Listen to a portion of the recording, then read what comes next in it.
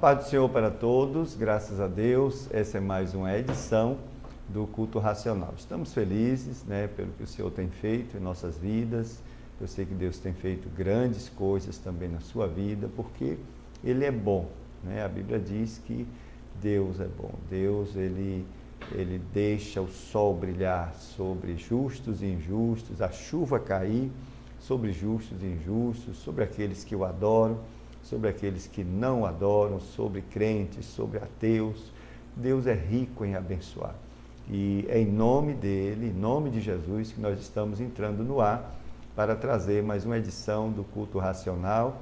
Esse é um programa que tem essa motivação de fazer um culto racional, Esse culto racional, na realidade, é uma vivência, uma prática de fé, uma fé operante, militante, em comunhão com os ideais de Deus. Isso é o que nós entendemos como uma fé genuína.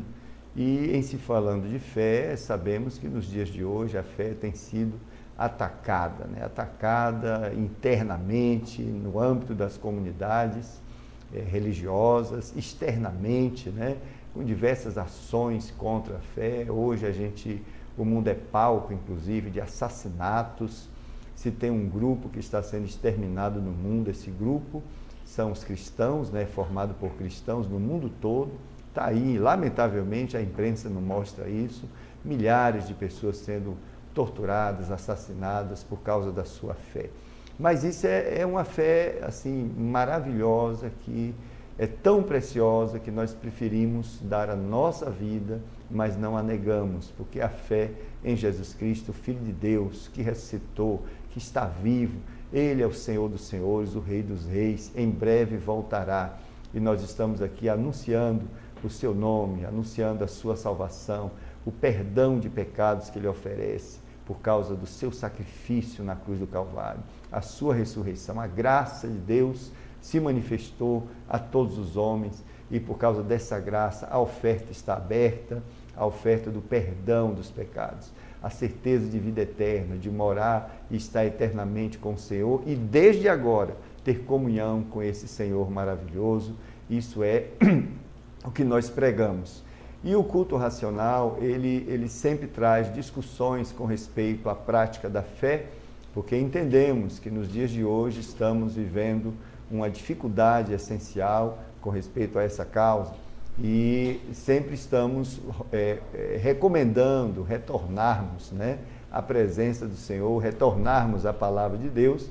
E no início do ano começamos um projeto de discutirmos versículo a versículo da palavra de Deus, num projeto que não sabemos quando vai terminar, mas estamos versículo por versículo, capítulo por versículo, o capítulo por capítulo, versículo por versículo. Começamos com o livro de Romanos, desde fevereiro, estamos ainda em Romanos capítulo 2, versículos 12 em diante. Hoje a gente vai falar do 12 ao 16, fechando esse bloco. E eu quero convidar você a estar conosco nessa trajetória aí de discussão. Por que demora tanto? Demora tanto porque...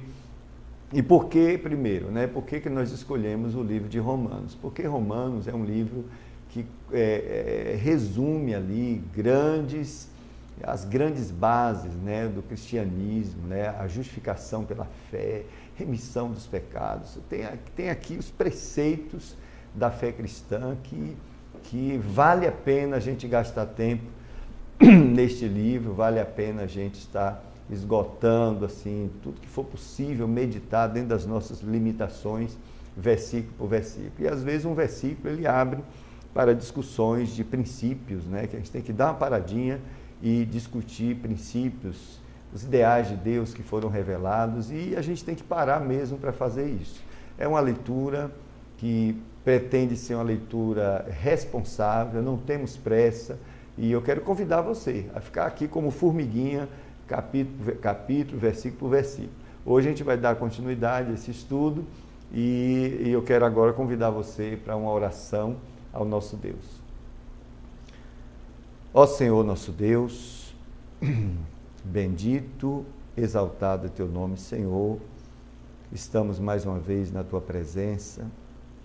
Sabemos, Senhor, que nada somos e que estamos na Tua presença, Senhor, sendo aceitos por Ti, não por causa dos nossos méritos, mas por causa dos méritos de Jesus Cristo, Teu Filho amado. Senhor, agradecemos por esse privilégio, Senhor, de estarmos na Tua presença. E nesta tarde eu rogo a Ti o perdão dos nossos pecados em nome de Jesus. Senhor, purifica-nos, Senhor. Senhor, nos habilite a sermos usados nesse momento por Ti, de forma plena, Senhor, que Teu Espírito Santo tenha, Senhor, toda a liberdade na minha vida neste momento, na vida dos nossos internautas, que seus corações sejam abertos, Senhor, sejam alcançados pelo poder da Tua palavra. Senhor, use-nos neste momento, Senhor, fale ao nosso coração, abençoa essa TV, Senhor, que seja também abençoada grandemente, Senhor, sendo instrumento para este trabalho, Senhor. Seja conosco, alcance, Senhor, o coração, restaure corações, restaure vidas, ó Santo Espírito. Tu que deste esta palavra aos homens, Tu és o mesmo que revela, Senhor, que abre o entendimento, que ilumina, e nesse momento eu rogo a Ti, nos dê, Senhor, me dê iluminação nesse momento, para que possamos, Senhor, transmitir tudo aquilo que seja a Tua vontade, através desse texto que o Senhor revelou ao apóstolo Paulo, Senhor. Agradecemos em nome de Jesus. Amém. Amém, queridos. Eu também gostaria de convidar a todos para uma leitura aqui em Romanos capítulo 2, versículo 12. Já vou começar do 12. Aliás, eu vou falar um pouquinho do 11, né? Começar do 11 até o 16. Está dito, porque para com Deus não há acepção de pessoas, porque todos os que sem lei pecaram, sem lei também perecerão. E todos os que sob a lei pecaram, pela lei serão julgados. Porque os que ouvem a lei não são justos diante de Deus, mas os que praticam a lei hão de ser justificados. Porque quando os gentios que não têm lei fazem naturalmente as coisas que são da lei, não tendo eles lei, para si mesmos são lei, os quais mostram a obra da lei escrita no seu coração, testificando juntamente a sua consciência e os seus pensamentos, quer acusando-os, quer defendendo-os, no dia em que Deus há de julgar os segredos dos homens por Jesus Cristo, segundo o meu evangelho. Na apresentação passada, no programa passado, nós estivemos falando sobre algo chamado lei inerente. Surgiu a pergunta de como que os homens sabiam a vontade de Deus, sabiam dos preceitos e ideais de Deus, antes que a lei mosaica fosse dada. E mesmo depois que a lei mosaica fora dada, que fora dada a Israel, os gentios não a tiveram. Bom, daí falamos de uma lei que é inerente ao relacionamento entre o Criador e a criatura. O próprio Deus, ao criar o homem, no caso Adão, ele insere, coloca no interior do homem, elementos, um certo padrão, dos seus ideais, e isso está incluído ali na consciência, que está no interior de cada homem. E esse homem, a partir desse padrão, ele toma decisões. E o texto de Paulo deixa bastante claro que o fato da pessoa não ter conhecido um código escrito não implica que ela não será julgada, porque há a consciência. Aqui fala a lei da consciência, o contexto fala isso. A lei dos pensamentos. A consciência, a gente vai ver já como é que ela atua no coração do homem. E no relacionamento de Deus com os homens, Deus como Criador, Ele tem todo o direito de exigir uma conduta dos homens, uma conduta da sua criatura. Ele como Criador, Ele tem todo o direito de fazer isso. É claro que uma humanidade que não se preocupa com um relacionamento com o Criador, que perdeu, né, historicamente, essa dinâmica, né, de um relacionamento com o ser superior. Muitas coisas aconteceram ao longo da história da humanidade que afastaram, né, parte da humanidade dessa dimensão do relacionamento transcendental com o ser divino, né? Então, hoje os homens modernos vivem seus próprios caminhos. No passado era assim também, mas hoje muitas filosofias assumiram o lugar de Deus no coração dos homens. A própria ciência assumiu o lugar de Deus no coração dos homens. E hoje a humanidade não vive, digamos assim, com essa necessidade. Ela não busca, né, a Deus, ela não busca o relacionamento com Deus. E, portanto, ela não se incomoda muito se, por exemplo, se existe um Deus e se existe, se Ele quer um relacionamento conosco. E é dentro desse nível de relacionamento que Deus é santo, né? Sabemos que Deus é infinitamente santo e perfeito, que Ele quer se relacionar com suas criaturas e, portanto, ocorre o padrão de santidade para este relacionamento. Quando Deus criou o homem, Ele estabeleceu esse padrão, inclusive colocou no próprio coração do homem esse padrão, né? Esse formato que dirigiria o homem nas suas atitudes, deixou o homem livre, e é a partir desse padrão que o homem se relacionaria com ele. É o que nós estamos chamando de lei inerente, é uma lei natural que Paulo termina, ao se referir aos judeus, né, que tinha a lei escrita, ele também fala dos gentios, que não tinha lei nenhuma escrita. Mas observe o que está dito no versículo 13. Paulo diz, versículo 12, porque todos os que sem lei pecaram, como é que pecaram sem lei? Observe, porque todos os que sem lei pecaram, sem lei também perecerão. Na realidade, o pecado ele é avaliado pelo padrão de Deus. E esse padrão, esse ideal de Deus, essa vontade de Deus, ela é revelada não só na lei escrita, tá? Deus revela esse padrão também no interior do homem. O homem já nasce com isso. É muito interessante essa questão. E aí, mesmo que não haja lei, se pecou a partir do padrão que Deus revelou, Paulo diz que, o Espírito de Deus, através de Paulo, diz que perecerá. E a gente vai ver ao longo do livro, que está declarado que todos os homens, toda a humanidade pecou, todos pecaram e destituídos estão da glória de Deus. Todos pecaram, independente de conhecer a lei em código escrito ou não, todos pecaram.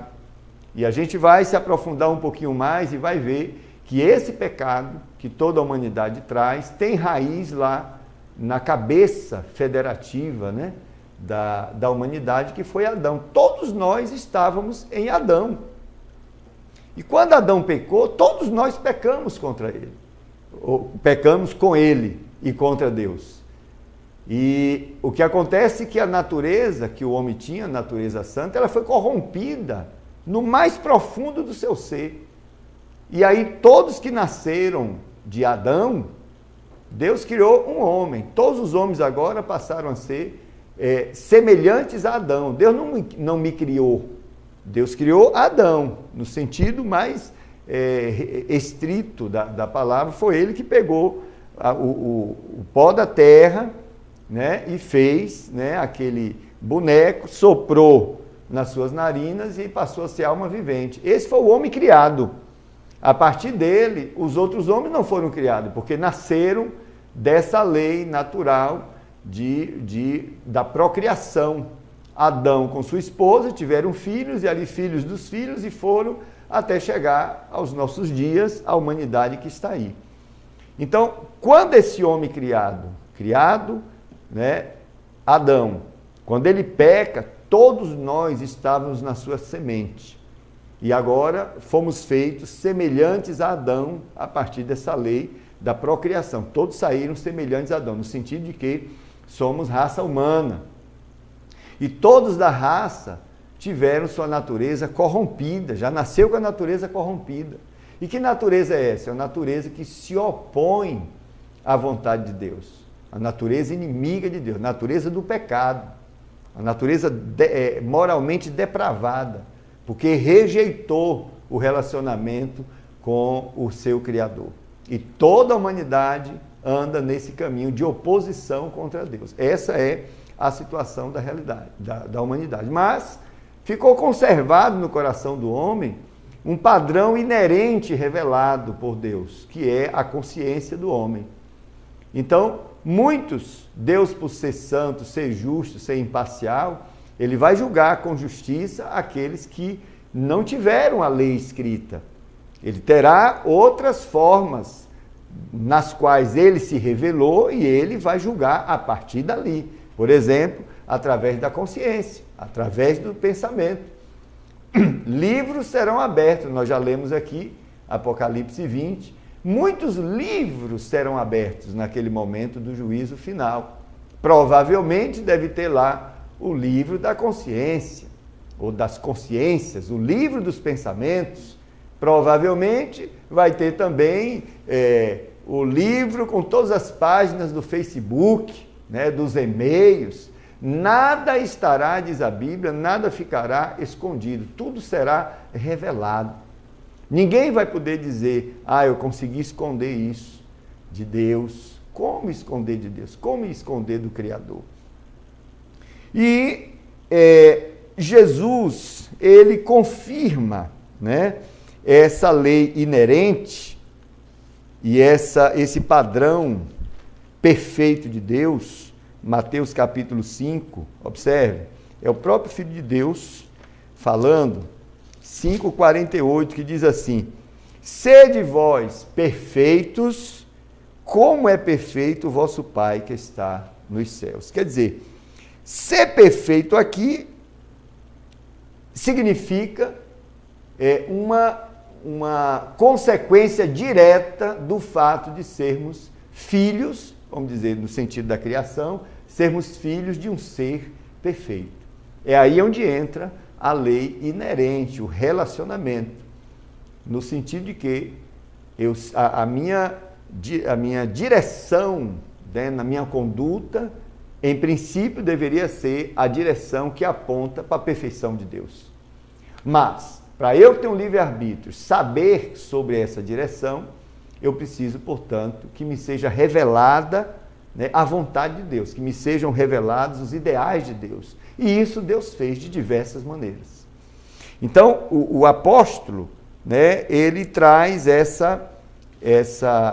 esse princípio para discutir nesse capítulo 2, versículo 12 e 13. Vamos ver também 1 Pedro, né, é outra afirmação importante, versículos 15 e 16, que dizem assim, olha o que diz o 15 e o 16. Mas como é santo aquele que vos chamou, sede vós também santos em toda a vossa maneira de viver. Porque está escrito, sede santos porque eu sou santo.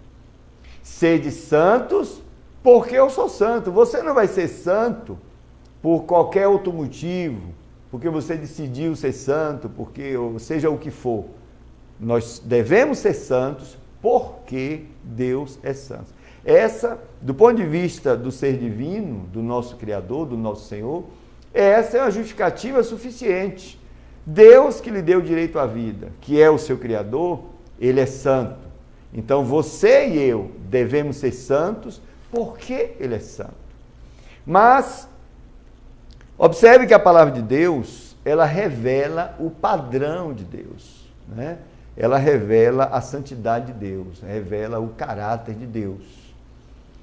Agora, uma grande pergunta, que aí é uma pergunta que é cabível na discussão desses versículos, é a seguinte: e nós, como seres humanos, temos condições de atender este padrão que Deus estabeleceu? Essa é a grande questão. A resposta, de fato, a resposta é não. Né? A gente vai continuar lendo, né, esse texto que é profundíssimo, e a gente vai ver que não é possível o ser humano, né, ser perfeito como Deus é perfeito, num sentido moral. Mas como que não é possível? Não é possível porque habita no ser humano, observe, habita no ser humano essa natureza corrompida, que moralmente ela está completamente depravada e ela se levanta 24 horas, né, contra Deus, contra o ideal de Deus. Não há um justo, um sequer, diz esse livro. Nenhum justo sequer. Por mais bonitinho que a gente queira ser justo, não é possível ser justo. Aí é claro que eu estou falando aqui do ponto de vista da nossa própria justiça. Não há ninguém na face da terra, eu até me atrevo a dizer, não há ninguém no universo ou nos universos criados que possa apresentar sua justiça para competir com a justiça de Deus. Ou simplesmente apresentar sua justiça na presença da justiça de Deus, que é infinitamente santa e perfeita. Na realidade, a nossa justiça, nós pecadores, nós que os nossos atos estão sempre contaminados, né, com as intenções do pecado, por mais escondidas que elas estejam, né, nós sempre temos os nossos atos, né, que podem ser entendidos como atos de injustiça. Mesmo que façamos coisas boas, mesmo que façamos coisas bonitas, aprovadas pelos homens, na maioria dos casos, quando Deus olha no nosso íntimo, há interesses egoístas, há interesses deformados, né? E nós somos completamente reprovados diante de Deus. Esta é a situação da humanidade, observe o que eu vou dizer agora, sem Cristo. Essa é a grande questão. Porque o versículo 13 diz, porque os que ouvem a lei não são justos diante de Deus. Eu nem vou discutir ainda esse aspecto do só ouvir, mas essa segunda parte do versículo. Mas os que praticam a lei hão de ser justificados. E a grande pergunta é, beleza, então se eu praticar a lei de Deus, digamos, revelada das diversas formas, eu serei justificado. A Bíblia diz que sim. Agora a grande pergunta é, eu consigo praticar, né, a lei de Deus? Não. Com os meus próprios méritos, com as minhas próprias forças, eu não consigo praticar a lei de Deus. Eu não consigo satisfazer a vontade de Deus. Eu não consigo satisfazer a perfeição de Deus, a exigência de Deus. Muito bem. Então significa que a humanidade está perdida. Certo. A humanidade está completamente perdida. A humanidade jamais vai chegar nesse padrão, sede perfeitos porque eu sou perfeito, sede santos porque o vosso Pai Celestial é santo. Não conseguiremos jamais, com os nossos próprios méritos, tudo que realizamos nessa terra. Observe, o mundo jaz no maligno. O mundo é como uma sopa de pecado, na qual os seres humanos estão mergulhados, se lambuzando nos pecados. Pecados dos diversos níveis que você imaginar. Todos nós temos essa experiência ruim. A boa e grande e maravilhosa notícia, né, é que Deus, através do seu Filho amado, nos trouxe uma salvação. Nos trouxe um escape. E Deus disse, olha, você pode, através de meu Filho, através do seu sacrifício na cruz do Calvário, você pode chegar na minha presença. E pode chegar de maneira que eu lhe veja perfeito. Olha que convite maravilhoso. Olha que proposta maravilhosa. Essa é a pregação do Evangelho de Jesus Cristo. É isso que o Evangelho prega. O Evangelho diz, você está condenado com a sua própria justiça. Você jamais pode chegar na presença do Deus Santo. Jamais você vai conseguir competir com a sua justiça diante da justiça de Deus. Portanto, jamais você e eu e todos nós seríamos aceitos diante do Senhor. Jamais, e tem mais, jamais conseguiríamos ter comunhão com Deus, ter relacionamento com Deus. O homem perdeu lá no Éden o relacionamento com Deus, sozinho ele jamais vai recuperar esse relacionamento. Mas aí o Filho de Deus se interpôs entre a humanidade e o próprio Deus. E Jesus Cristo, na cruz do Calvário, ele assume esse peso, essa condenação. A Bíblia diz que ele assume os pecados do mundo todo, coloca sobre seus ombros, assume esses pecados. E diante de Deus, ele é punido. Jesus foi julgado na cruz do Calvário por causa dos nossos pecados. Foi considerado culpado por causa dos nossos pecados. Foi amaldiçoado, como diz Gálatas, capítulo 3, versículo, me parece que 15. Gálatas 3, ou é 13 ou é 15? Vou já resgatar para você. 13. Cristo nos resgatou da maldição da lei, fazendo-se maldição por nós, porque está escrito, maldito todo aquele que for pendurado no madeiro. E ele fez isso para que nós herdássemos a bênção, né, de sermos justificados pela fé. Então, na cruz ele é amaldiçoado, ele é julgado, considerado culpado em meu lugar, em teu lugar, e ele é executado ali na cruz do Calvário. Foi isso o remédio que Deus encontrou para o seu pecado. O remédio que Deus encontrou para o meu pecado. O nome desse remédio é redenção em Cristo Jesus. Só Jesus, diante de Deus, pagou o preço dos nossos pecados. Portanto, só através de Jesus eu consigo chegar na presença de Deus aprovado. Porque se eu estou em Cristo, diz a Bíblia, sendo, pois, Romanos capítulo 5, versículo 1, sendo, pois, justificados pela fé, temos paz com Deus por nosso Senhor Jesus Cristo. É agora, através da fé no Filho de Deus, eu me arrependo dos meus pecados, reconhecendo essa obra que Jesus fez na cruz do Calvário, reconhecendo que Ele é meu Salvador. E é a partir desse momento que eu reconheço como meu Salvador, me arrependo dos meus pecados, entrego a minha vida para Ele. A Bíblia diz que o que Deus propõe para esse pecador arrependido é torná-lo justo. Observe, não com a sua própria justiça, mas ele agora é imputada a esse pecador a justiça do próprio Deus, a justiça de Cristo. E agora, em Cristo, eu estou diante de Deus e sou considerado justo. Que coisa maravilhosa! E na realidade era isso que Jesus estava falando, né, para os seus discípulos. Sede, pois, perfeitos, porque o vosso Pai Celestial é perfeito. Jesus estava dizendo, arrependa-se dos seus pecados, deixa Deus transformar a sua vida. Ele tem um plano maravilhoso para tornar você perfeito. A Bíblia diz que em Cristo nós somos perfeitos. Porque estou em Cristo, Deus me vê em Cristo. E quando Ele me vê em Cristo, Ele me vê com os pecados perdoados, Ele me vê remido, Ele me vê justificado. Essa é a minha condição legal hoje diante de Deus, diante do juiz. Eu estou justificado. Então, aí sim, esta lei, observe, a lei do Espírito, a circuncisão, digamos assim, espiritual é feita, o novo nascimento. E agora eu sou aceito no amado, sou aceito pelo Senhor e agora eu estou perfeito diante de Deus. Não quer dizer que eu não peque, mas é diferente.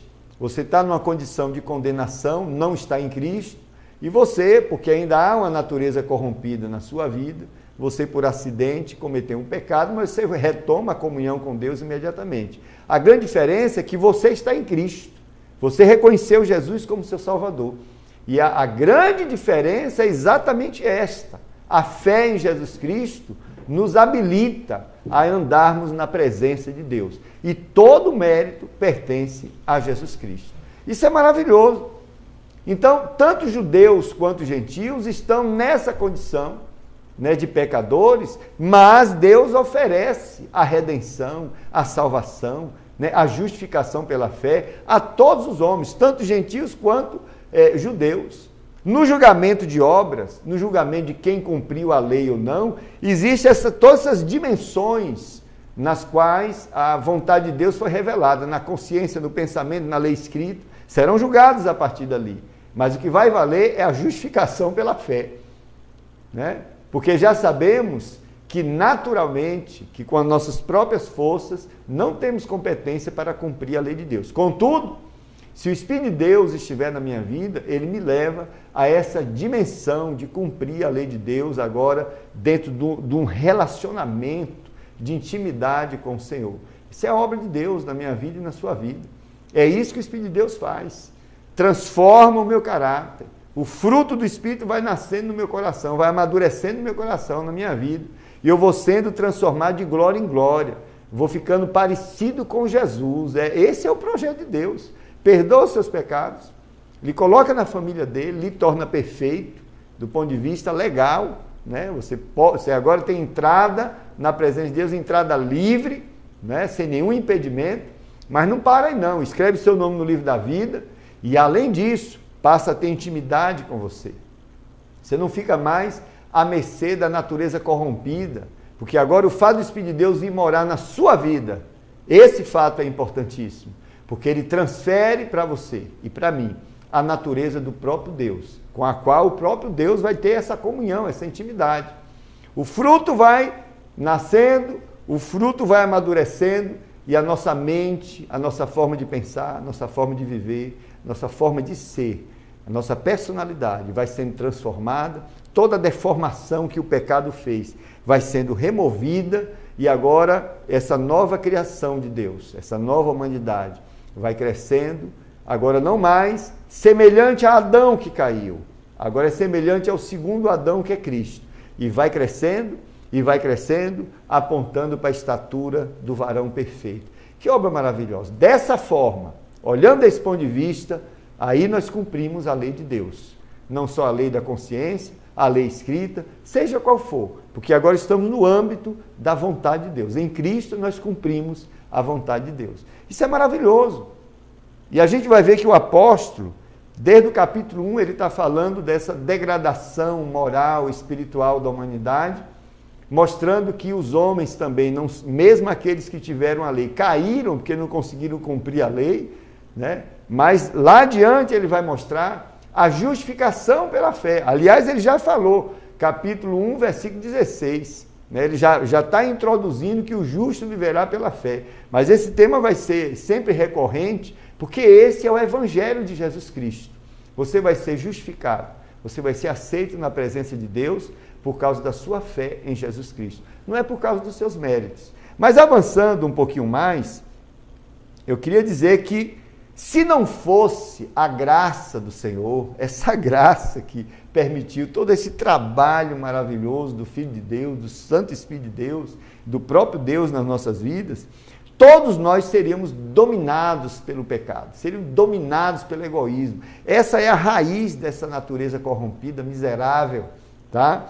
Os homens, portanto, no seu íntimo, por conta dessa natureza que a humanidade tem, que todos nós temos, no seu íntimo, se o homem não tiver Deus na sua vida, ele vai obedecer no seu íntimo à injustiça. É isso que essa natureza miserável nos leva. E Deus, como Criador, ele sempre exigiu, e tem todo o direito de fazer isso, uma conduta coerente de suas criaturas, né? Quando ele nos deu o livre-arbítrio, sabe o que ele estava nos dizendo? Estava nos chamando para o relacionamento. Mas um relacionamento voluntário. Deus não nos obriga a ter um relacionamento com ele. A prova está aí. Boa parte da humanidade não quer saber de relacionamento com Deus, não. Não quer, não. Quando a coisa aperta, alguns dizem, oh, meu Deus, me ajude. Mas é um relacionamento apenas de que tem um Deus aqui que me ajuda, que me serve. Não há uma intimidade, não há uma amizade. Na realidade, o que há é uma inimizade, por conta dessa natureza que se opõe à vontade de Deus, tá? Então, ele nos deu um livre-arbítrio para nós escolhermos voluntariamente servi-lo, escolhermos voluntariamente adorá-lo, ter intimidade com ele, tá? Devemos, portanto, nos doar, né, nessa direção. Observe o que diz o próprio apóstolo, 2 Coríntios, capítulo 5, versículos 14 e 15, tá? Diz assim, porque o amor de Cristo nos constrange, julgando nós assim, que se um morreu por todos, logo todos morreram. Né? Jesus morreu por todos, logo morremos com Cristo. Já que ele morreu em meu lugar, eu morri com ele. E ele morreu por todos, para que os que vivem não vivam mais para si, mas para aquele que por eles morreu e ressuscitou. Observe, Jesus morreu para que nós doássemos as nossas vidas para este relacionamento. Morreu para que não vivêssemos mais para nós mesmos. E aqui o sentido é, morreu para que nós não vivêssemos mais escravos dessa natureza egoísta, que só nos leva a viver para nós mesmos. Não nos leva a viver um relacionamento com o outro. E esse outro, particularmente no contexto aqui, é o seu Deus, é o seu Criador. Essa natureza corrupta não nos leva a ter amor por Ele, a desejar estar com Ele, a trocar experiências, ou mostrar, abrir o nosso coração para um relacionamento. Ao contrário, essa natureza corrompida, ela é inimiga de Deus. Mas Jesus Cristo, Ele nos livra disso. Ele nos uma nova dimensão do relacionamento com Deus. Essa é a segunda criação que Deus faz em Cristo Jesus. A partir do segundo Adão, a criação que veio do primeiro Adão, toda a geração caiu. Caiu de maneira irrecuperável. Mas o que é que Deus faz? Faz uma nova criação, criados em Cristo para as boas obras. E aí é onde entra Efésios capítulo 2, versículo 10, que mostra que nem todas as obras que fazemos, por mais que sejam aprovadas pelos homens, são obras que Deus preparou para nós. A Bíblia diz que para essa nova humanidade que Deus fez, o próprio Deus idealizou um estilo de vida. A Bíblia chama de boas obras, as quais Deus preparou para que andássemos nelas. Então, é um estilo de vida, uma vida dirigida pelo Espírito de Deus. Jesus disse, olha, o Espírito da verdade vai dirigir vocês a toda a verdade. Um estilo de vida que nos leva à direção de que agrada a Deus. Assim nós cumprimos a lei de Deus. Se seguirmos o quê? A direção do Espírito da verdade. Disse Jesus, Ele vos guiará a toda a verdade. Deus, queridos, Ele é o nosso padrão de altruísmo supremo. Porque Ele deu ao mundo, um mundo que o desprezava e o despreza, um mundo que o odeia no seu íntimo, que é inimigo dele, mas Ele teve compaixão desse mundo. Ele deu o seu Filho amado, inocente. Deu Jesus, seu Filho amado, para que indivíduos como esses da humanidade, todos nós, que estávamos condenados à perdição eterna, mediante a um pequeno ato, que é pequenininho, mas que vale muito, um ato de fé, mediante a fé em Jesus Cristo, viessem a receber a vida eterna. A vida eterna é isso aí, vida eterna gratuita. Deus promoveu isso para mim e para você, através da fé no seu Filho amado, em Jesus Cristo. Vida eterna maravilhosa, que compõe, e Jesus disse, e a vida eterna é esta, que conheço a ti como único Deus verdadeiro e a Jesus Cristo a quem enviaste. Vida eterna começa aqui, com todos esses sabores maravilhosos de graça, de relacionamento, de intimidade, de crescimento espiritual, de fruto do Espírito, de vivência com o Senhor ressurreto. Isso Deus oferece para mim e para você gratuitamente. Glórias a Deus por isso. Bom, mas avançando aqui nesses dois versículos, porque o versículo fala assim, repetindo o versículo 12 e 13. Porque todos que sem lei pecaram, sem lei também perecerão. Ninguém vai dizer, isso aqui não é pecado, porque não teve uma lei escrita que me dissesse que era. Mas a gente vai ver ao longo do texto que há a consciência. A consciência avisou, alertou, a luzinha acendeu. Ali é Deus, o padrão de Deus sendo revelado. Está na própria criatura, Ele pôs isso lá. Então, os que sem lei pecaram, também sem lei perecerão. Tá? E aqui a ênfase é a lei escrita, porque está se referindo aos judeus. E todos que sob a lei pecaram, pela lei serão julgados. Aqui ele está se referindo aos judeus que tiveram a lei escrita, revelada, Monte Sinai, Moisés, as tábuas da lei. Bom, e a história mostrou, e vai continuar mostrando, que nenhum homem foi capaz de cumprir nem os 10 mandamentos. Observe, como que essa natureza depravada nos acabou, nos destruiu, nos inviabilizou, acabou com a humanidade. Mas o Senhor Jesus, ele é o restaurador da humanidade. Ele nos habilita a agradarmos a Deus, né? Se estivermos em Cristo. Porque, versículo 13, porque os que ouvem a lei não são justos diante de Deus, mas os que praticam a lei hão de ser justificados. É claro que Paulo está fazendo uma abordagem, né, teórica, teológica, né, mostrando que se a lei, se nós fôssemos cumpridores da lei 100%, né, claro que seríamos justificados ali. Mas desde o Éden, quando o homem peca, o homem perdeu essa condição, né? E o remédio que Deus traz é a justificação pela fé, não mais pelas obras da lei. Porque só pela fé em Jesus Cristo, nos seus feitos, é que eu posso ser justificado diante de Deus. Não mais através da lei.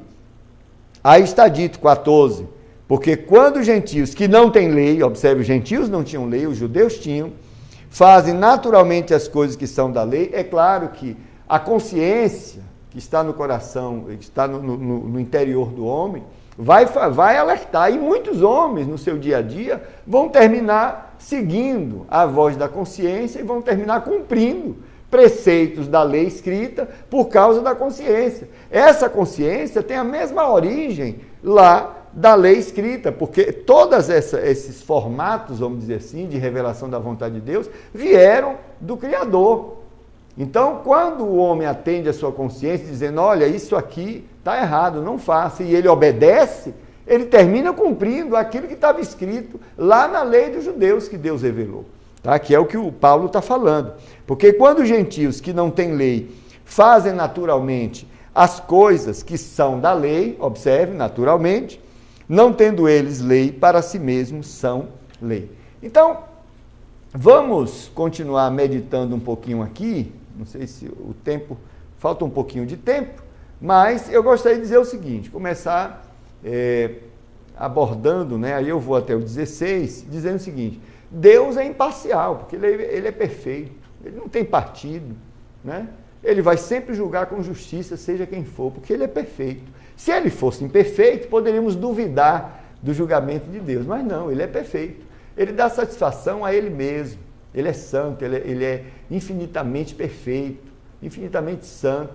Não há como nós apontarmos qualquer falha de Deus, né? Nem o inimigo dele, nem Satanás e suas agências se levantam contra Deus dizendo que ele é injusto, porque ele não é.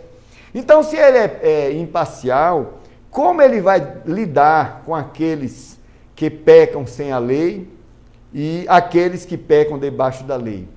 Né? Na realidade, o texto fala no versículo 12 que todos eles perecerão e serão julgados. Na realidade é isso. Tanto faz os que têm lei quanto os que não têm lei, pecaram, serão julgados, perecerão, serão julgados. Todos foram declarados culpados, né? Toda a humanidade está culpada neste momento e, portanto, já está condenada, inclusive, tá? Até que tome uma decisão, né, com respeito à oferta de Deus em Cristo Jesus. Aí tem o verbo dizendo que pecaram, né, aqui nesses versículos, sem lei pecaram e com lei pecaram, e esse verbo ele está no aoristo, né, que é um tempo verbal, não tem uma equivalência direta com o português, mas indica a ação completa no passado. Então está se referindo a todos os pecados que a pessoa praticou ao longo da sua história, ao longo da sua vida. Tá? Esses serão julgados, né? O que conta, portanto, no juízo de Deus, é a situação do pecador, a situação dele, como é que ele está. Não é a tomada de consciência deste ou daquele estado. É importante que se entenda isso, porque mesmo que a pessoa traia sua consciência, não quer dizer, né, que o juízo vai considerar isso, não. A consciência estava ali, e a consciência é vamos chamar assim, de uma atitude automática que acontece na nossa mente, e depois dela vem o quê? Vem o julgamento do nosso pensamento, se a gente segue a consciência ou não. E muitas vezes a pessoa está tão mergulhada no pecado que a consciência cauterizou, ela reclama, o fulano nem ouve mais. Nem ouve mais. E quem foi que disse que o fato dele estar nessa condição, né, o fato dele não estar tomando consciência, das coisas erradas que ele faz, ou está dando lugar, né, à consciência de dirigir a sua vida. E quem foi que disse que ele não será julgado segundo a consciência dele? Será. Ele será julgado segundo o texto bíblico e vai ser condenado, inclusive, porque ele não obedeceu ao que a consciência lhe disse. Os que praticam a lei seriam julgados, absorvidos, declarados justos. Os que praticassem a lei. Mas já sabemos que ninguém pratica a lei, né? A Bíblia diz que não há um justo sequer. A lei não justificou ninguém, lamentavelmente, e isso por causa da natureza corrompida do homem. Então, a lei, cumprir a lei, se refere apenas à lei mosaica? Não. Os gentios não têm a lei mosaica, procedem por natureza, né, de conformidade com a lei, que nós acabamos de ler. Se eles naturalmente fazem algo da lei, isso é uma coisa que foi intuitiva a partir da consciência deles, mesmo sem conhecer a lei mosaica. E a palavra natureza aqui é phisei, e a ideia do contexto é instintivamente. Então está se falando que as pessoas que praticam certos preceitos da lei escrita, a partir do seu pensamento, que derivou de lá da sua consciência, elas estão fazendo isso instintivamente. É o que acontece na nossa vida. Pessoas normais, né? Pessoas normais que tomam decisões a favor ou contra a direção que a consciência deu. Mas há pessoas hoje no mundo que a consciência se cauterizou e ela já não responde mais a consciência nenhuma.